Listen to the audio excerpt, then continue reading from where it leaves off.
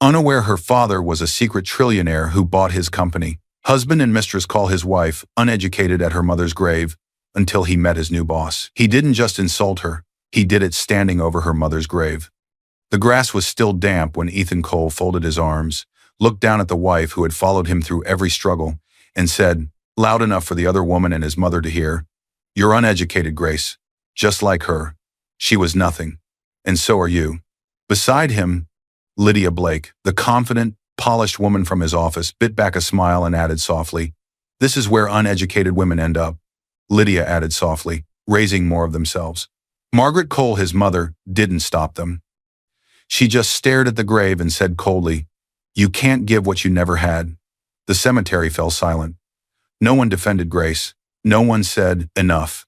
Kneeling on the cold ground, Grace Reed kept her hands low so they wouldn't see them shake.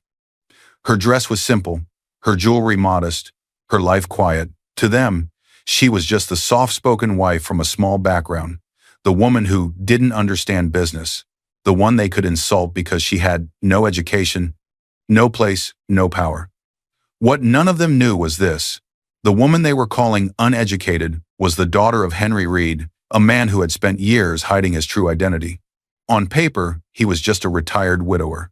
In the right documents, under the right holding companies, among people who actually understood capital, he was one of those near mythic men people joked about in finance. The kind whose scattered assets and quiet control made him feel like a trillionaire, even if no magazine could ever print the full picture. While Ethan bragged about his job and worshipped the company he worked for, Grace's father was quietly buying controlling interest in that very same company, the one Ethan thought would finally prove he was better than the wife he was trying to erase. The day Ethan chose to humiliate Grace at her mother's grave, he had no idea his entire career was already resting on assets her family secretly controlled. This isn't just a story about a cruel sentence at a graveside. It's about what happens when a man and his mistress laugh at a woman they believe is beneath them while answering to a new boss they never saw coming. Dear viewers, thank you for being here. If you watch without subscribing, it's like letting Grace be mocked in silence the way they mocked her at that grave. When you click that button, you stand with every quiet, underestimated woman who refused to stay small. Please, subscribe now and tell me in the comments where you're watching from. The first insult didn't come in anger, it came casually, which made it worse. "You really don't get how the world works, Grace," Ethan said, adjusting his tie in the mirror. "Just don't talk too much when we're out. It makes you look slow." Grace Reed stood behind him, holding his jacket the way she always did. Her fingers tightened for half a second, then relaxed. She was 30 years old, calm, soft-spoken, and already learning that love, when mixed with pride, could turn sharp without warning. She said nothing. She always said nothing. That silence had been taught to her long before Ethan ever entered her life. Grace grew up believing wealth was loud and dignity was quiet. Her father, Henry Reed, was 58 now, a reserved man with tired eyes and a gentle voice. To the outside world, he was nothing special. A widower who wore plain jackets, drove an older sedan, and lived modestly. People assumed he had retired early from some mid-level job and lived carefully off savings. That assumption was intentional. Grace's mother had died when Grace was 11. A sudden illness. No drama, no long goodbye. Just an empty side of the bed and a house that felt too quiet overnight. Henry never remarried. Instead, he raised Grace alone, packed her lunches, attended school meetings, sat through recitals even when she forgot her lines. He never spoke badly about the world, but he taught her how to move through it carefully. After her mother's death, Grace once asked him why they didn't live like other families, why they didn't move to a bigger house, why they didn't travel, even though he clearly could afford a little more than they had. Henry had smiled gently and said a sentence Grace would carry into adulthood. "If people know what you have, they'll stop seeing who you are." At the time, she thought he meant emotions. She didn't know he meant everything else too. There were signs, of course. Looking back, the clues were everywhere. Henry always paid cash, never cards, never loans, never debt. He kept documents in fireproof cases, organized by year, not emotion. Sometimes late at night, Grace would hear him on the phone, his voice suddenly sharp, precise, using words she didn't understand. Percentages, acquisitions, boards. Then the call would end, and Henry would return to the kitchen, smiling, asking if she wanted tea. When Grace questioned him once, really questioned him, he gave her one rule. Never tell anyone who you really are, he said calmly. Let them reveal themselves first. That rule shaped her entire life. Grace studied quietly, worked without drawing attention. She inherited something far more valuable than money restraint. When she turned 25, Henry transferred something into her name without ceremony. A small holding company, old family assets, all clean, legal, boring to anyone who didn't know what they were looking at. This is yours, he said. Not to spend, to understand, learn to read what's behind numbers, not just the numbers themselves. Grace never told anyone, not even her husband. She met Ethan Cole when she was 27. He was ambitious, charming, insecure in a way that demanded constant validation. He talked about success like it was oxygen, something he needed to survive. Grace admired his drive, believed in his dreams. She didn't realize she was slowly shrinking to make room for them. By the time they married, Ethan had already begun correcting her in public. You wouldn't understand corporate pressure, he said once at dinner with friends, laughing. Grace's world is simpler, he joked another time. And now, standing in front of the mirror, he had stopped pretending it was a joke at all. Just don't embarrass me, he said, taking the jacket from her hands without thanks. Grace nodded. Inside, something shifted, not breaking yet, but bending. Later that night, Grace sat alone in the bedroom while Ethan scrolled on his phone, smiling at messages he claimed were work-related. She noticed the way he angled the screen away from her, the way his tone changed when he spoke about image and upgrade and who fits where. He didn't know she noticed. He also didn't know that she'd been trained her entire life to observe quietly. Grace looked at the framed photo on the nightstand, her mother's smile frozen in time. A reminder of softness, of loss, of the strength required to endure without applause. She thought of her father, Henry, sitting alone in his modest house, reading financial reports no one knew he controlled, occasionally asking her harmless questions like, "How's Ethan's company doing? Do you like the way they treat their people?" And she wondered, not for the first time, why she had married a man who measured worth by appearances when she had been raised by someone who hid power like a secret weapon. The question lingered in the room, unanswered. Grace didn't know it yet, but the world she had carefully kept separate, love, money, dignity, truth, was already beginning to collide. And soon, very soon, the people who mistook her silence for weakness would discover just how dangerous patience could be. She smoothed the blanket, turned off the light, and chose once again not to speak. Quiet had always been her armor, but armor, when tested long enough, eventually becomes a blade, and the man sleeping beside her was about to give her a reason to use it. "You're holding me back." The words hit Grace before she had time to sit down. Ethan stood in the living room, phone pressed to his ear, voice sharp with irritation. He paced as if the space belonged only to him now. Grace froze near the doorway, a stack of printed reports in her hands, reports she had stayed up all night correcting for him. "I said I'd handle it," Ethan snapped into the phone. "No, she doesn't get how this works. Just trust me." He ended the call and finally turned to her. "What?" he asked, already annoyed. "What are you standing there for?" Grace swallowed. "I finished fixing the slides. The numbers on page 12 were off. The projections didn't match the last quarter." Ethan took the papers without looking at her. "You wouldn't understand corporate pressure, Grace," he said casually. "This isn't your world." It wasn't the insult that hurt. It was how easily it came out of him. Grace smiled anyway. She always did. She had met Ethan Cole 3 years earlier, when he was still chasing his first real promotion. Back then, his ambition had felt exciting, almost hopeful. He talked about success the way some people talked about family, like something he was meant to have, even if he didn't know how to reach it yet. Others doubted him. Grace didn't. She believed in him when his ideas were raw, and his confidence was fragile. She sat beside him on late nights, listening to practice speeches, gently correcting his grammar, helping him sound more polished. When he stumbled, she didn't point it out in public. She fixed it quietly, in private. She thought that was love. She didn't notice how often her support became invisible. Ethan's mother, Margaret Cole, noticed everything. Margaret was a woman who believed authority was inherited, not earned. She spoke softly, but her words always landed where they could do the most damage. From the moment Grace entered the family, Margaret measured her not by kindness, but by usefulness. During one family dinner, Grace made the mistake of explaining a financial article she'd read. She spoke calmly, clearly, her confidence natural and unforced.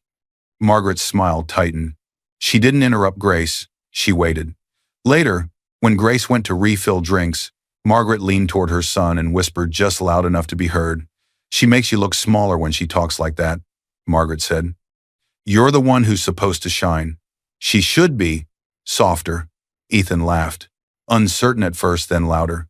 Grace returned to the table and felt the shift immediately. The air was colder. The conversation moved on without her. That night, Ethan repeated the thought as if it were his own. "My mom thinks you try too hard to sound smart," he said, lying in bed, scrolling through his phone. "Maybe you should just relax and let me handle things in public. It's better for my image."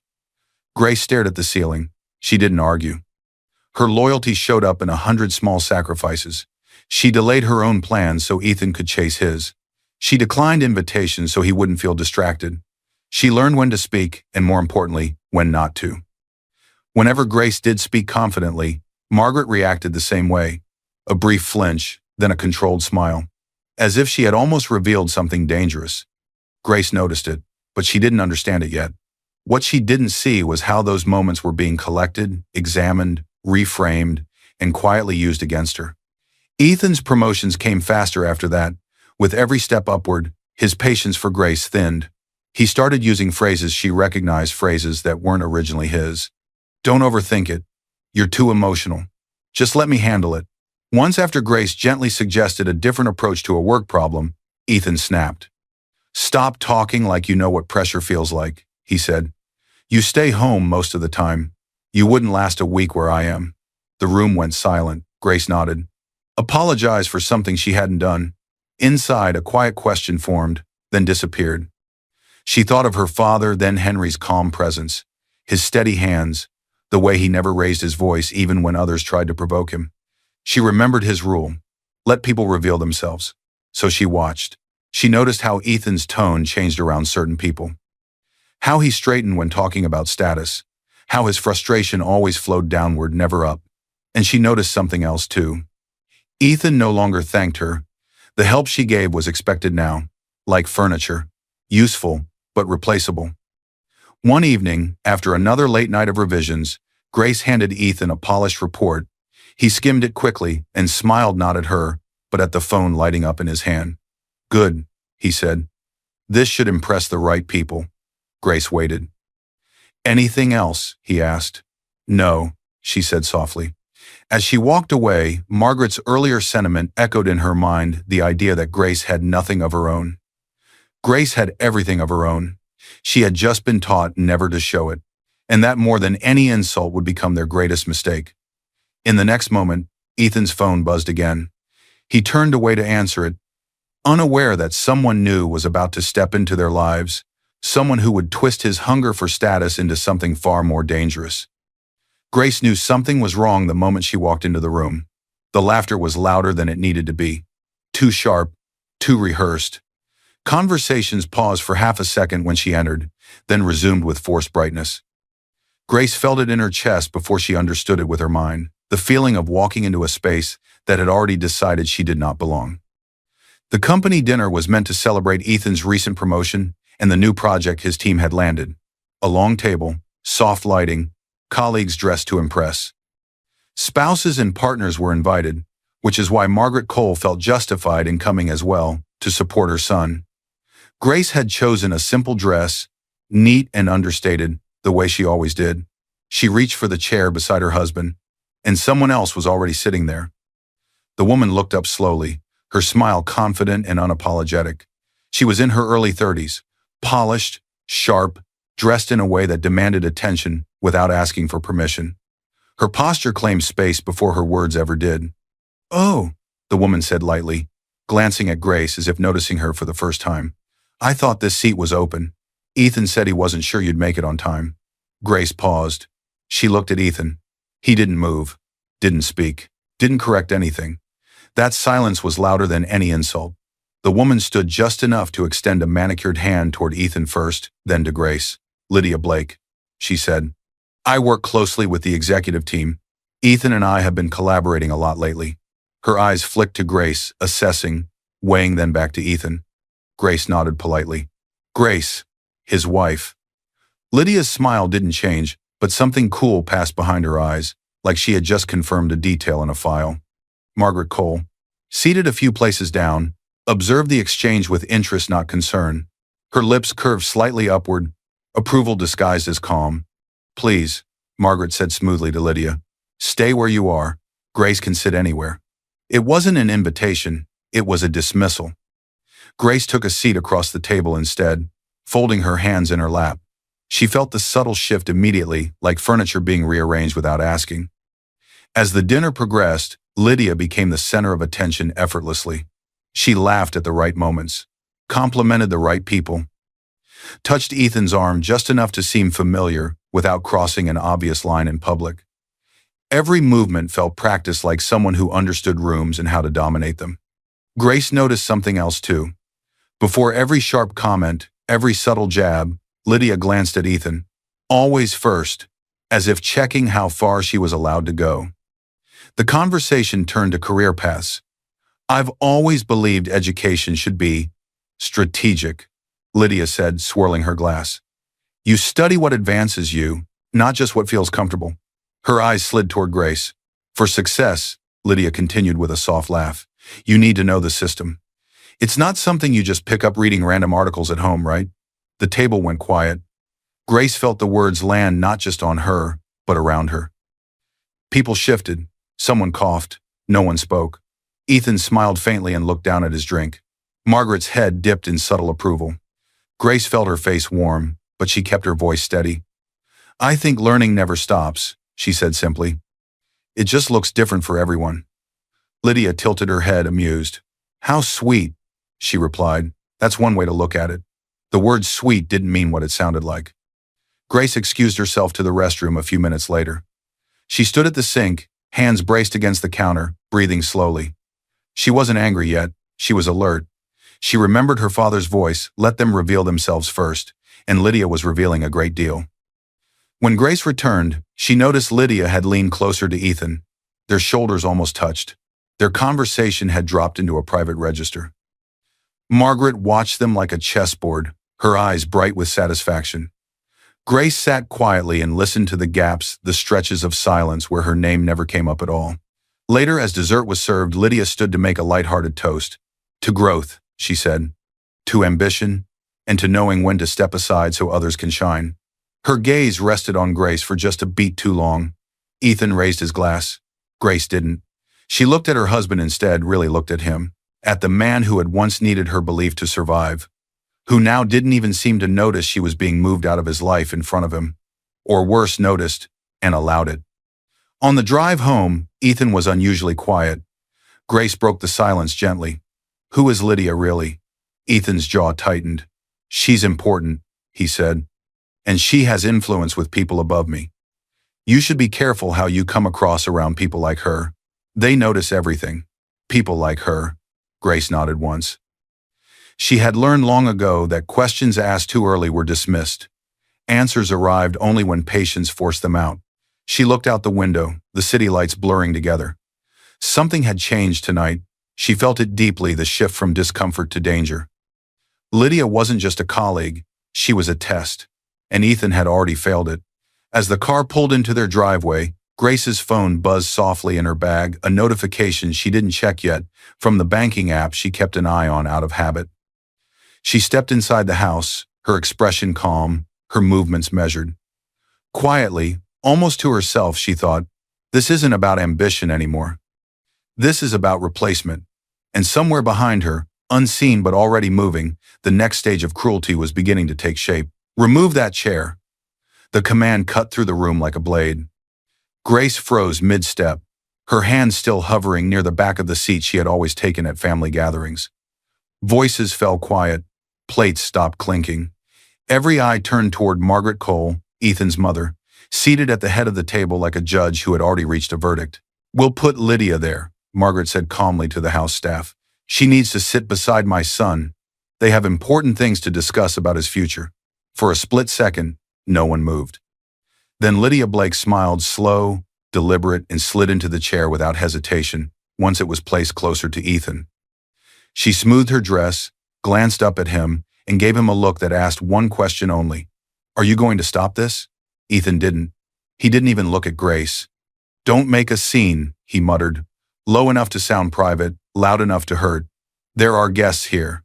The humiliation wasn't loud, it was surgical. Grace was 30 years old, a wife, a grown woman, and in that moment, she was being pushed to the edges of her own family's table. She stepped back, positioning herself near the sideboard where the staff stood, hands folded neatly in front of her. There were still seats available further down the table, but Margaret's eyes followed her like a warning. "Know your place." Grace felt the heat in her face, but she kept her posture steady. Across the table, Ethan's siblings watched in silence.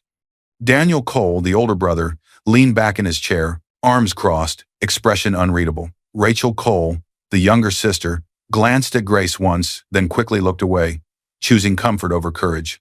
Friends of the family followed their lead. No one objected. No one spoke up. No one pulled a chair back for her. Silence became a group decision. Margaret lifted her glass. "Now," she said lightly, "let's eat." Dinner continued as if nothing unusual had happened. Lydia laughed easily, telling stories about work, about influence, about being seen by executives. She referred to Ethan's achievements as their progress, her hand brushing his sleeve often enough to claim familiarity. Grace listened. She noticed how Lydia enjoyed the pauses, the moments when her words landed and everyone waited to see who would respond. She noticed how Margaret watched Lydia with approval, as if she had finally found someone who understood the rules of control. When Grace shifted her weight, Lydia glanced over. "Oh," Lydia said sweetly. "You look tired, Grace. You should sit down somewhere. These long dinners can be a lot when you're not used to this kind of environment." A few people laughed quietly, nervously. Grace smiled once, politely. She remembered her father's lesson. Let them reveal themselves. And they were doing it beautifully. Later that evening, Grace stepped outside briefly, needing air. The night was cool. Her hands trembled just slightly as she reached for her phone. A notification caught her eye. Insufficient funds. Transaction declined. She frowned. That didn't make sense. Grace rarely used the joint account, but she knew the balance. She checked it every week, quietly, out of the habit Henry had instilled in her. It had been more than enough a few days ago. She tried again with a smaller test payment. Declined. Inside, Lydia's laughter carried through the open door. Grace took a slow breath and returned to the table. On the drive home, Ethan was silent again, the same silence that had become his shield. They stopped at a small store to pick up groceries before going home. Grace loaded a few basics into the basket, nothing extravagant, just what they needed. At the register, she handed over her card. The machine beeped. Declined. The cashier looked apologetic. People behind them shifted impatiently. Grace felt her chest tighten. Before she could speak, Lydia, who had insisted on riding with them under the excuse of catching up on tomorrow's plans, leaned in close, her voice low and precise. "Joint accounts can be tricky," she murmured, lips barely moving. "Especially when one person brings in all the real money." Ethan said nothing. He pretended to scroll his phone. Grace completed the purchase with cash she kept hidden in her bag, a habit her father had taught her without ever fully explaining why she might need it. As they walked out, she glanced at Ethan's screen for a second. Lydia Blake, pin chat, new messages, constant. That night, while Ethan showered, Grace sat alone at the kitchen table. She opened the banking app again, this time slowly, carefully. Transfers she didn't recognize. Small amounts at first, then larger ones. All authorized by Ethan, all to the same external account. The account holder's name was partially redacted, but the initials were enough. L.B. Grace didn't panic. She documented everything. Dates, times, amounts, screenshots. She remembered her father's words, write it down. From the hallway, she heard Ethan's voice drop into a tone she didn't recognize anymore. "Yes," he said quietly on the phone. "It's handled. She doesn't check things. Don't worry." Grace closed the app. She looked around the house, the walls she had decorated, the space she had made safe, now slowly turning hostile. Something fundamental had shifted. This wasn't carelessness anymore, it was intention. Before bed, Grace caught her reflection in the mirror. She looked smaller somehow, not physically, but in the way the world around her was trying to shrink her. She straightened her shoulders. She thought of her mother. Of the way she had been dismissed quietly, remembered softly, underestimated always. And she felt something settle inside her, not rage, but resolve. Grace didn't know yet where this cruelty would lead, but she sensed it was moving towards something sacred, something final. As she turned off the light, her phone buzzed again, a message preview from an unfamiliar number she didn't open yet. She placed the phone face down. And somewhere, in a place meant for silence and respect, words were already being sharpened for her next humiliation. "Why are we even here?" Ethan's voice shattered the silence before Grace could kneel.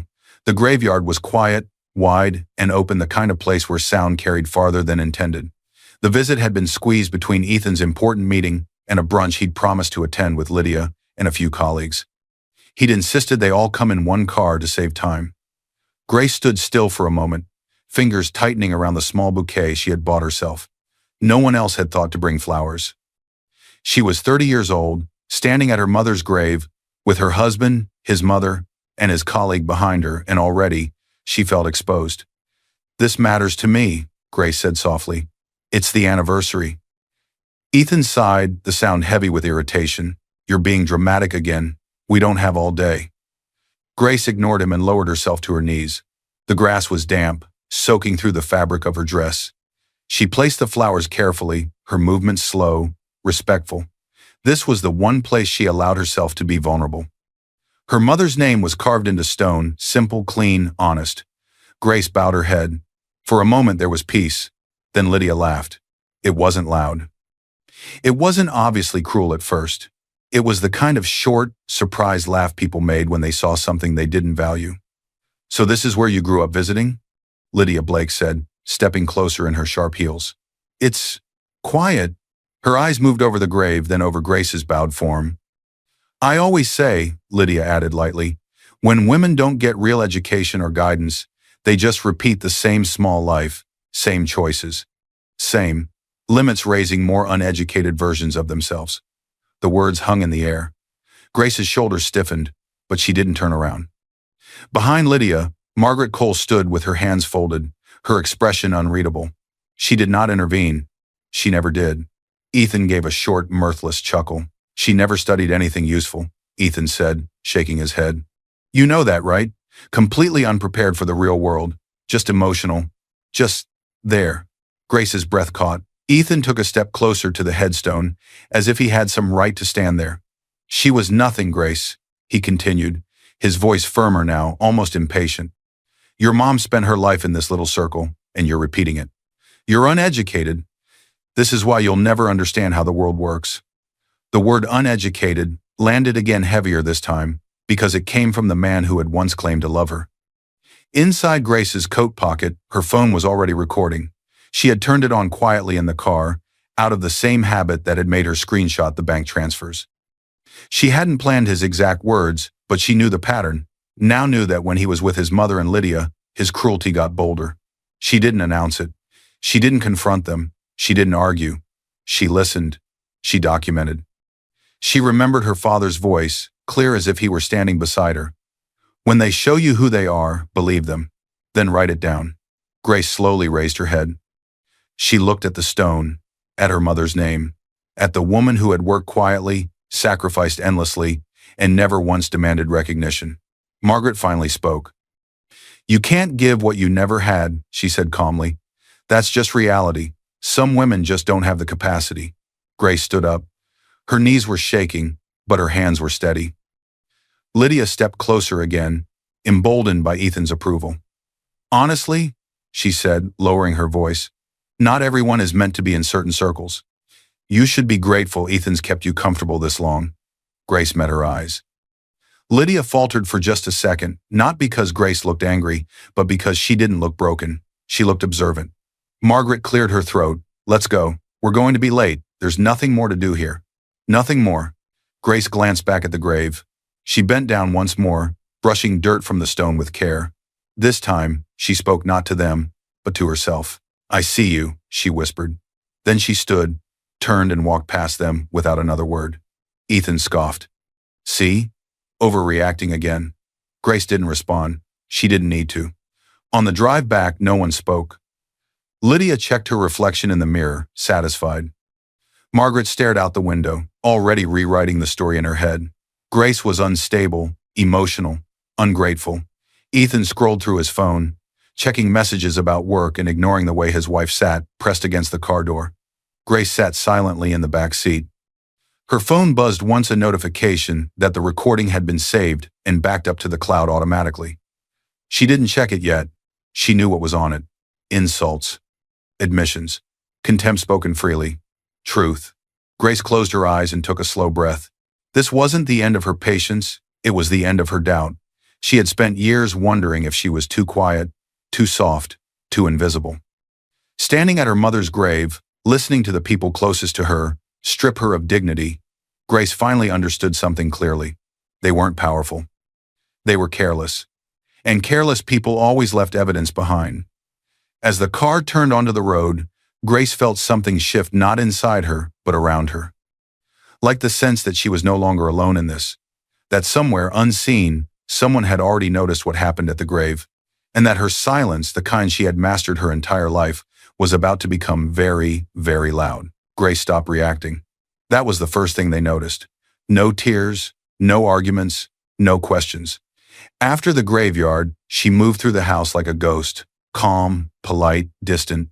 She still cooked, still cleaned, still answered when spoken to. But the warmth was gone. Ethan mistook it for surrender. Lydia mistook it for fear. Margaret mistook it for defeat. They were wrong. Grace Reed had simply gone quiet in the way her father taught her to go quiet, the way people did when they were preparing. She did not confront Ethan about the insults at the grave. She did not ask why her card had been declined. She did not mention the word uneducated again. Instead, she began separating herself, emotionally first, then practically. She opened a small notebook she had kept hidden in the back of a drawer, blank until now. On the first page, she wrote the date of the graveyard visit. Under it, one word: evidence. Grace remembered her father's voice clearly, steady and unafraid. Never mix survival money with shared accounts. Years ago, Henry Reed had quietly helped her set aside a small emergency fund in her own name. Nothing dramatic, nothing flashy, just enough to move if the ground ever gave way. That was the money she used now. 2 days later, Grace sat in a discreet office above a pharmacy, the kind of place you only found if you'd been told where to look. Across from her sat Caleb Morris, an independent investigator in his early 40s. No dramatic trench coat, no movie-style theatrics. Just a laptop, a notepad, and the tired eyes of a man who had seen more than people thought he had. "My job," he said plainly, "is to confirm what already feels wrong." Grace nodded. "I'm not looking for revenge," she said. "I need facts. I need to know I'm not imagining this." Caleb nodded once. "Then we start with what you can legally give me access to." She signed authorizations for bank statements, for her own phone records, for any accounts where her name appeared. She slid her screenshots across the desk. Transfers, balance changes, card declines. Caleb studied them in silence. "Good," he said quietly. "You've already done half my work." The first records came back within days. Joint account withdrawals, small amounts at first, then larger ones. All traced to one destination, an account linked to Lydia Blake. "He didn't take everything at once," Caleb explained, tapping the statements. He staggered it. "That's what people do when they don't want questions yet." Grace wrote it down. Dates, amounts, patterns. She wasn't shocked. She was relieved. Proof meant she wasn't crazy. Next came emails. Through a formal request and with Grace's written complaint, Caleb connected with someone inside the company's compliance department, a woman named Elena Shaw. Elena, small and sharp-eyed, joined them one afternoon, setting her company laptop on the table like a witness. Internally, Elena said, "This is how you've been described." She turned the screen toward Grace. "She's emotionally unstable. She's distracting him from performance. I'm concerned she may become a liability to his focus." All from Lydia. All sent shortly before or after events Grace remembered clearly. Grace recognized the language immediately. Professional, polite, poisonous. "She was building a record," Caleb said, "in case she ever needed to justify getting rid of you." Grace closed her eyes briefly. She remembered Margaret's approving nods, the timing of Lydia's smiles, The way Ethan had started repeating phrases that weren't his. This wasn't impulsive. It was coordinated. A week later, Elena arrived with something heavier. Security footage. Time-stamped. Clear. The video showed Lydia late one evening in the office alone. She stood near a metal bin, holding an envelope. The camera caught the details. Grace's name was on it. The return address, a respected law firm. Elena paused the video. "This letter was sent to your husband's office address," she explained. "It should have been forwarded to you. Instead, it ended up with her." They watched as Lydia opened the envelope, scanned the contents, then struck a match and dropped the papers into the bin. Flames rose, ate the pages, died down. Lydia watched, expression flat. Caleb glanced at Grace. "We traced what was burned. The firm keeps digital copies." He slid a printed document toward her. It was from a law office representing a holding company. Not just any holding company. Her holding company. The one Henry had placed in her name at 25. The letter informed her that, through that entity, she now held a small but real block of shares in the very company Ethan worked for and invited her to register directly as a beneficial shareholder. "The timing lines up with when your father increased his position," Caleb added. "Once his holdings crossed a certain threshold, they were required to list you formally as part of that structure." "If you'd seen this," Caleb said, "you'd know you weren't just a spouse. You were a stakeholder." Grace's fingers tightened on the page. "So she destroyed it," Grace said quietly, "to make sure I stayed small." She didn't cry. She asked one question. "Is the footage clear enough to identify her?" "Very," Elena replied. Grace added another page to the notebook. "Document destruction, legal mail. Motive, hide shareholder status." The final piece, for now, came from Elena. Internal HR files. Complaints Lydia had filed about Grace's interference, all submitted within minutes or hours of private exchanges between Lydia and Margaret at social events. "The timestamps matter," Elena said. "It shows intent. This isn't about you losing your temper. This is about them constructing a version of you." Grace understood that better than anyone. At home, Ethan grew restless. "You've been quiet," he said one night, watching her carefully. "What are you thinking about?" Grace smiled faintly. "Just listening." Lydia texted more often. Margaret called more often.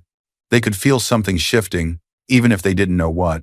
Silence unsettled them. Grace kept documenting, backing up, organizing. She wasn't angry anymore. She was ready. That night, as she closed the notebook, her phone buzzed with a single message from an unknown number. "Mrs. Cole, my name is Michael Grant. I'm the acting CEO at the company where your husband works.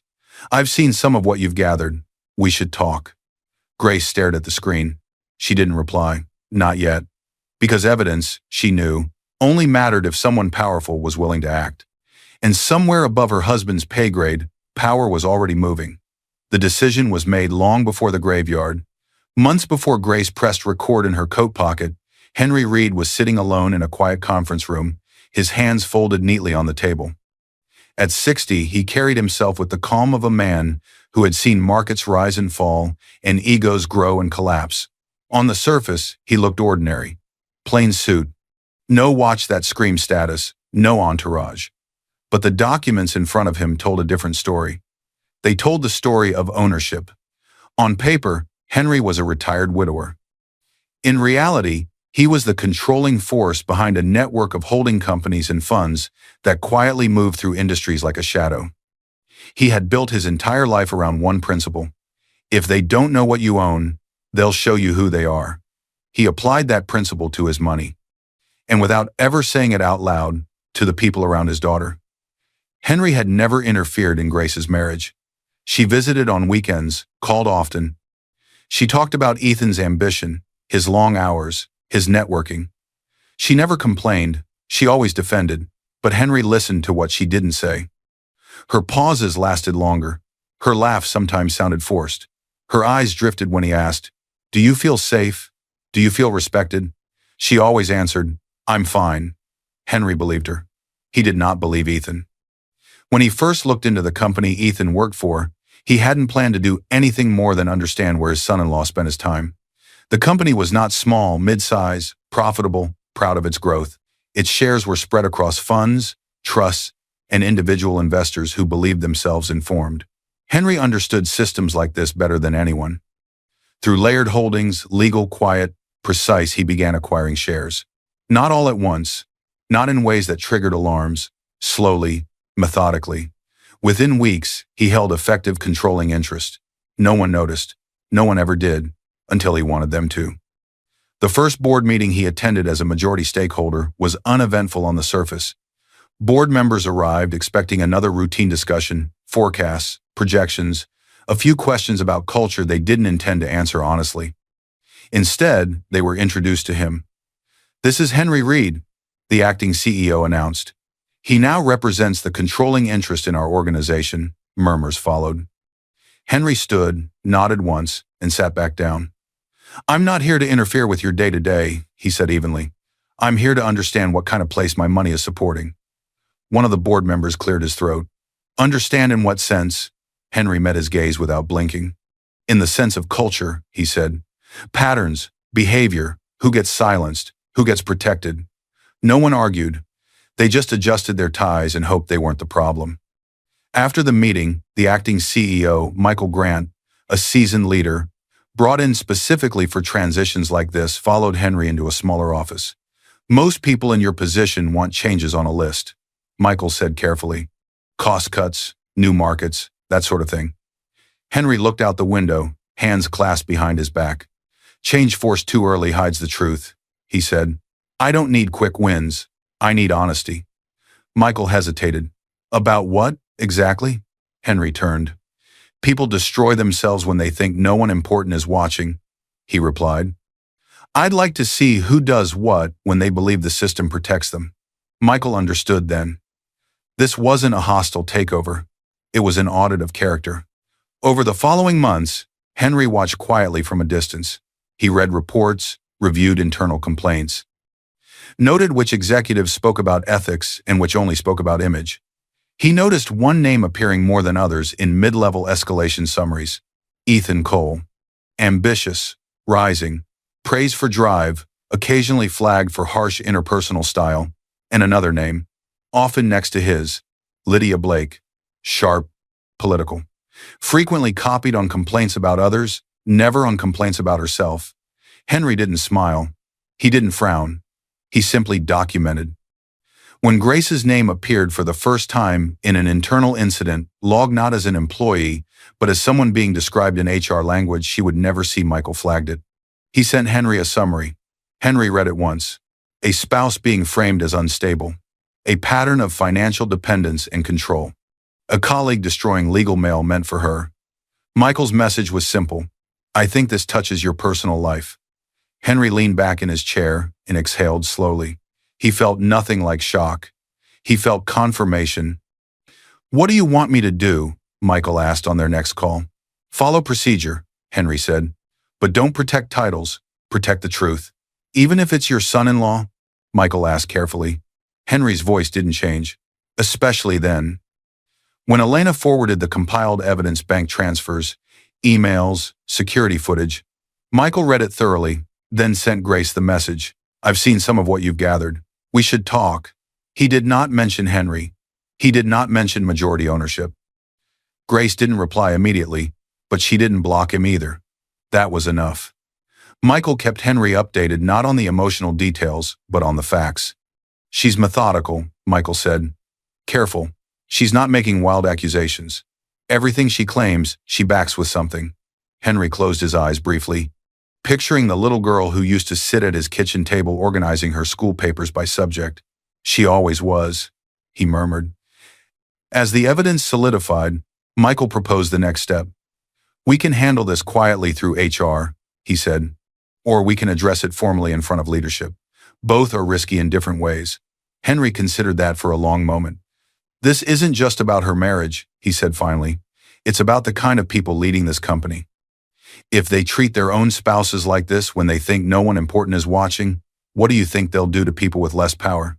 Michael nodded. "So we confront," he said, "in a setting where they can't pretend they didn't know better."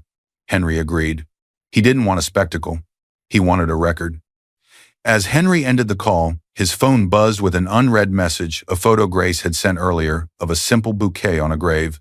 No context, just stone, flowers, grass. He looked at it for a long time, then he whispered, to no one in particular, "All right then." The next morning, an urgent meeting notice went out to key staff. And Ethan Cole, still believing the company was his path to power, checked his calendar and smiled. Everyone in management and key operations to the main conference room. Mandatory. The message hit Ethan's phone like a jolt. An emergency meeting. No agenda. No explanation. "This is probably about the expansion," Ethan said, straightening his jacket. He glanced at Lydia. "Stay close. It'll look good if we walk in together." Lydia smoothed her blouse, slipped her hand lightly onto his arm. "Always," she said. Somewhere else in the city, Grace's phone lit up with a separate email. "Mrs. Grace Cole, Reed. As a registered shareholder through Reed Holdings, and as the complainant in an internal ethics review, you are invited to attend today's leadership session. Your presence is requested as an observer and, briefly, as a witness. Michael Grant, acting CEO." She read it twice. Shareholder, observer, witness. She closed her eyes for a moment, then got dressed. It wasn't normal for a spouse to be in a room like that, she knew. But as both a complainant and a small shareholder, she fell into an uncomfortable but legitimate category the company could no longer ignore. The conference room filled quickly. Senior managers took their seats. Department heads lined the sides. HR and compliance representatives sat closer to the front. Phones buzzed quietly as people speculated. Grace walked in alone. She did not sit next to Ethan. She did not stand with HR. She took a chair along the side wall, where she could see everyone, including the man she had once believed would protect her. Ethan saw her and frowned, confused. What is she doing here? Lydia followed his gaze, then dismissed Grace with a tiny shrug, as if swatting away a fly. Margaret wasn't in the room. This wasn't her territory. This was corporate ground. At the head of the table stood Michael Grant, expression neutral. "Thank you for coming on short notice," Michael began. "Before we address the internal matters on today's agenda, there is an important introduction to make." The room shifted. Chairs creaked. Whispering stopped. Michael continued. "Please welcome the majority owner of this company, Mr. Henry Reed." A man stood near the back, where most had assumed he was just another observer. Plain suit, calm expression, familiar posture. Grace's heart jolted. Her father? Henry walked to the front with steady, unhurried steps. He did not look theatrical. He did not pose. He simply existed in a way that changed the room. Ethan's smile fell away. Lydia's hand slipped from his arm. "That's," Ethan breathed, eyes narrowing. "That's your father?" He looked back at Grace, finally connecting details he had never cared to ask about. Grace held his gaze for a moment, then looked away. Henry nodded to the room. "I'm not here to talk about quarterly performance," he said. "I'm here because I believe numbers mean nothing if the people behind them are rotten." A few people shifted uncomfortably. Michael spoke again. "We are conducting an ethics review involving financial misconduct, reputational risk, and abuse of power," he said. "The complainant is present with her counsel's consent. The individuals named are also present." Ethan's stomach dropped. "Before we proceed," Michael added, "I want to be clear. What you are about to see and hear is being used with the express permission of Mrs. Grace Reed and our legal team. This is a closed session and part of an internal investigation." He nodded to the IT technician. The lights dimmed slightly. The screens lit up. Bank records appeared first. Side-by-side charts showing the joint account balances over time. Transactions authorized by Ethan, all flowing to one external account. The name on the receiving account appeared in bold. Lydia Blake. A low murmur spread. Ethan shifted forward. "There's an explanation for that," he started. "You'll have a chance to respond," Michael said evenly. "For now, you will listen." Next came emails. On screen, Lydia's messages appeared with precise timestamps. "I'm concerned about his wife's instability. She has been interfering with his focus. If this continues, it could affect his performance here." Every complaint was followed by internal notes, all marked unsubstantiated, but carefully filed. Elena, seated near the front, watched quietly. "Pattern of discrediting a non-employee with no avenue to defend herself," Michael summarized. "Filed by someone with influence over the subject's advancement." No one spoke. Then the audio played. The graveyard. Ethan's voice filled the room. unmistakable. You're uneducated, Grace. Just like her. She was nothing. And so are you. Lydia's voice followed, light and cutting. This is where women like her end up, raising more of themselves. Margaret's line, cold and dismissive. You can't give what you never had. The room went utterly still. Several people glanced at Grace. She did not look at the screen. She stared straight ahead, unmoving. Ethan went pale. That was a private humiliation on sacred ground. Michael cut in. Spoken by a senior manager and a key staff member who represent this company everywhere they go. Finally, the security footage. Lydia alone in the office. Grace's name on the envelope. The law firm's logo. The flame. The letter appeared on the screen in scanned form. Notice to Mrs. Grace Reed regarding shareholder registration through Reed Holdings. Mail tampering. Destruction of a legal notice meant for a beneficial shareholder, Michael said. On company property. By someone in a position of trust. Lydia stood abruptly. I never told him to move the money, she said quickly, voice shaking. He did that on his own. You just filed complaint after complaint about his wife, Michael said, and burned legal mail addressed to her. She turned to Ethan, desperate now. Tell them I was trying to help you. Tell them. Ethan stared at her, horrified. You said she'd only hold me back, he muttered. You said. Henry raised a hand. The room fell silent. I have watched enough, Henry said quietly. Not angry, not triumphant, just done. He looked from Lydia to Ethan, then briefly to Grace. A company cannot be led by people who treat their own spouses and shareholders as disposable. If they despise accountability in their personal lives, they will eventually destroy the people under them here. He turned to Michael. You know what to do. Michael nodded once. Effective immediately, he announced. Ethan Cole is suspended pending termination proceedings and legal review of financial misconduct.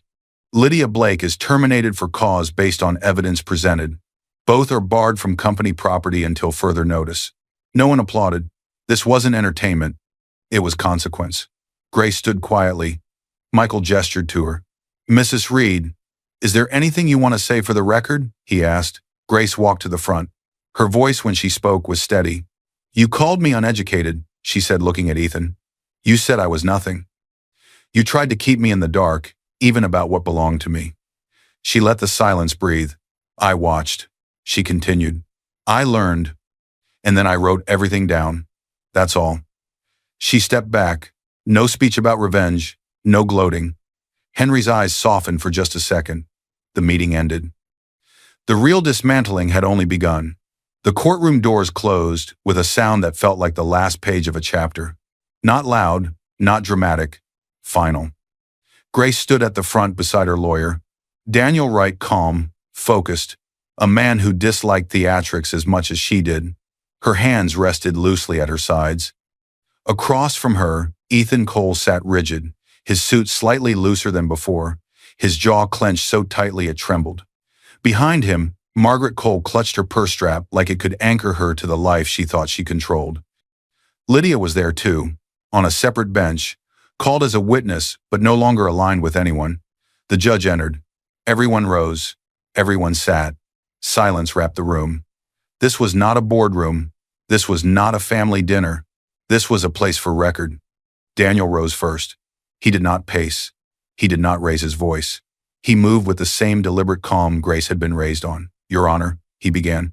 This case concerns not only the dissolution of a marriage, but a sustained pattern of financial abuse, reputational harm, and deliberate concealment of the petitioner's legal rights. He handed up a binder, Exhibit A, joint account statements, obtained with proper authorization and verified by the financial institution. Numbers appeared on the court's monitors. Withdrawals, transfers, all initiated by Ethan, all directed to accounts tied to Lydia Blake. Ethan stared straight ahead, jaw working. Daniel continued.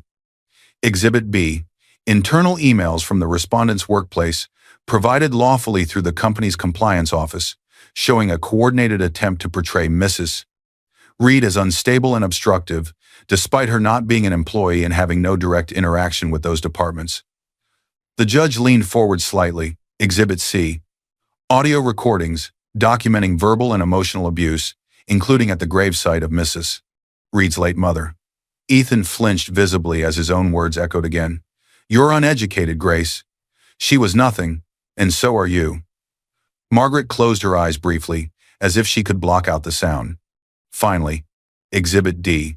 Security footage showing Miss Blake destroying a legal letter addressed to Mrs. Reed from a law firm representing a holding company, in her name a letter notifying her of her status as a shareholder in the respondent's company.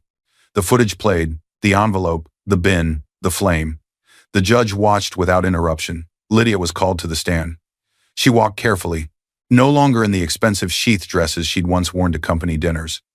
Her clothes were plain now, neutral. She kept her eyes down. Under oath, her confidence had nowhere to hide. Did you receive money from Mr. Cole? Daniel asked. Yes, she said, voice tight. Did you understand those funds came from a joint marital account? Yes. Did you ever speak with Mr. Cole about his wife being, in your words, a liability or dead weight? Yes. Did you destroy a letter addressed to Mrs. Reed from the law firm representing Reed Holdings? A pause. Yes. Why? Lydia swallowed. Because if she knew she had shares, she said quietly, she wouldn't be so easy to move out of the picture. And Ethan wanted less complication. Ethan turned toward her, stunned. That's not what you... The judge raised a hand. You'll have your turn, Mr. Cole. Margaret was called next. She clasped her handbag as if it might give her courage. Mrs. Cole, Daniel said, did you ever encourage your son to distance himself from his wife? I was protecting him, Margaret replied. She wasn't suitable. She embarrassed him. She didn't belong in his world. Did you witness repeated public humiliations, he asked, including at your own dining table and at the gravesite of Mrs. Reed's mother? Margaret's eyes flickered. I thought she was overreacting, she said. We were just being honest. Honest, Daniel repeated. About her being nothing? Margaret's lips pressed together. She didn't answer. Sometimes silence convicts louder than confession. Ethan finally took the stand. He tried to regain the smoothness that had once worked in presentations. It failed under oath. I made mistakes, he said. I was under pressure. Work was intense. I felt judged all the time. Lydia understood that. My mother just wanted what was best for me. Is that why you called your wife uneducated and nothing at her mother's grave? Daniel asked calmly. Ethan's throat bobbed. I lost my temper, he said. It was private. I didn't know she was recording. So, Daniel said, your main regret is that you were recorded? Ethan hesitated. That's not what I... Did you tell Miss Blake that your wife was holding you back? Yes, but... Did you authorize transfers from your joint account to Miss Blake without informing your wife? Yes, he muttered. Did you ever tell your wife about the shareholder notice sent to her through Reed Holdings? No, I didn't think it mattered. Did you benefit from her silence and her belief in you, even as you were taking from her? Ethan's shoulders sagged. Yes, he whispered. The ruling came with no dramatic pause. The judge spoke with the clarity of someone who had seen versions of this story too many times. Divorce is granted, the judge said, on grounds of financial misconduct and emotional cruelty. Grace's chest rose, then fell. All marital assets wrongfully transferred are to be returned to Mrs. Reed, the judge continued. Additional restitution will be determined based on the value of the diverted funds and any profits derived from them. Ethan's head dropped. Given the substantiated pattern of abuse, the judge added, a restraining order is approved, effective immediately. Mr. Cole is to have no direct contact with Mrs. Reed outside of legal counsel. The gavel struck once. It was done. As people began to stand, Ethan moved faster than anyone expected. He crossed the short distance to where Grace was gathering her things and dropped to his knees. Grace, he said, voice cracking. Please. I can fix this. I can change. I didn't know it would go this far. Margaret stumbled after him, pride shattered, her knees hitting the floor as well. I was wrong, she whispered. I see that now. I was just protecting him. Please, forgive us. Give us one more chance to make it right. For years, Grace had imagined apologies that never came. Now they were on the floor in front of her. She finally turned. She looked down at them, not with rage, not with triumph, with clarity. No, she said softly. One word, calm, absolute.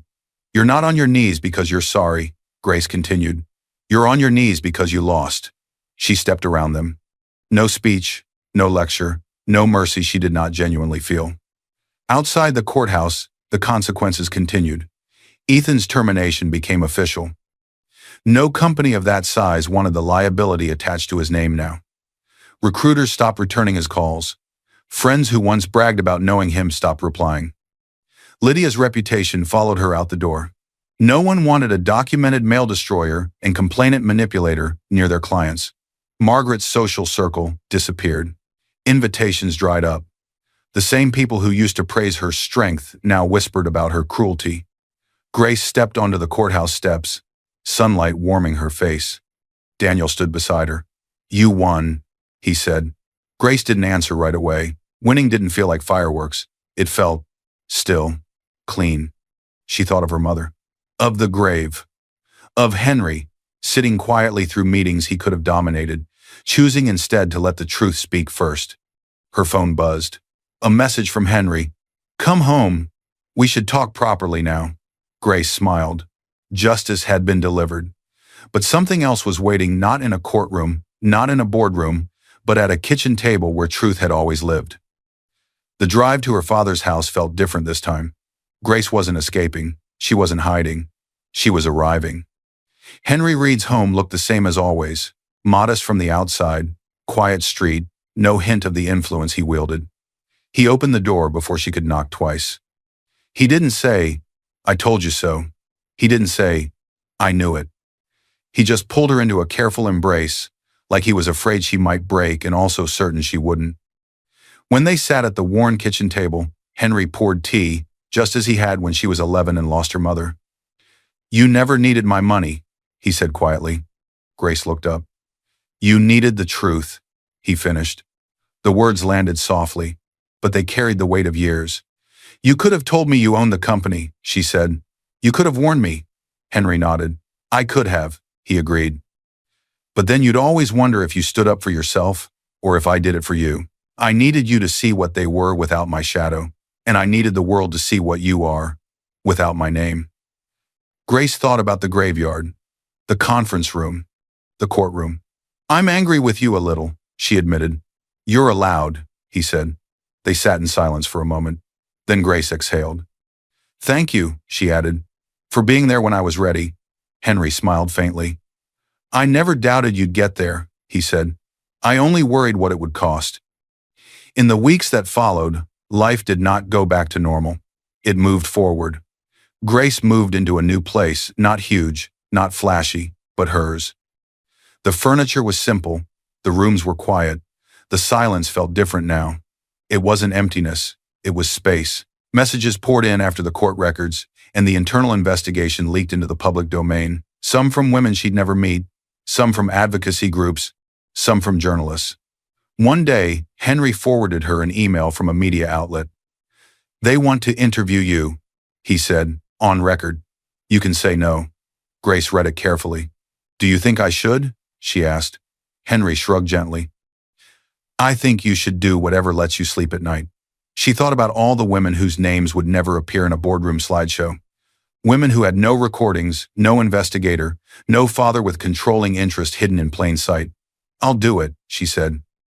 But not as a scandal, as a warning, and a map. The studio was small but professional. A simple chair, soft lights, a camera, a host whose questions were prepared but open enough to let Grace lead. "Grace Reed," the interviewer began. "People have started calling you a symbol of quiet strength. What would you say to women watching who feel unseen in their own homes?" Grace took her time. "I'd say this," she replied. "Silence isn't always weakness. Sometimes it's observation. Sometimes it's how you survive while you gather what you need." The camera stayed on her. "The problem is when silence becomes the only thing you have," she continued. "I didn't win because I turned cruel. I won because I got honest with myself first, and then with people who could actually help." She didn't mention her father's wealth. She didn't mention ownership. She talked about evidence, about patterns, about the moment you finally believe your own perception more than someone else's excuses. Across the country, across the world, women watched on phones, laptops, quiet TVs and quiet kitchens. Some nodded, some cried. Some, for the first time, opened a notebook and wrote a date at the top of a blank page. Later that evening, Grace stood alone at her window, city lights blinking below. Her name appeared in emails now, not as someone's liability, but as someone's reference. She had been asked to consult with a small nonprofit that helped people document financial abuse. She said yes, not as a job, but as a way to turn experience into something less painful. She thought of her mother, of the grave, of the words meant to break her. She smiled faintly. They thought standing there made them powerful, she murmured. They had no idea what they were standing on. Her phone buzzed on the table. A message from Henry, proud of you. Not for winning, for staying yourself. Grace turned off the screen. She didn't need constant reminders anymore. She wasn't running. She was choosing. She caught her reflection in the glass, steady, upright, unburdened. Grace Reed was no longer just surviving. She was living. And somewhere beyond the frame of this story, something new was waiting for her. Not pain, not revenge, but purpose. A future built not on what she endured, but on what she refused to become. They thought silence meant weakness. They thought humility meant ignorance. But the truth is, I was watching too. And this time, I wrote everything down. I hope you enjoyed watching this story as much as I enjoyed creating it.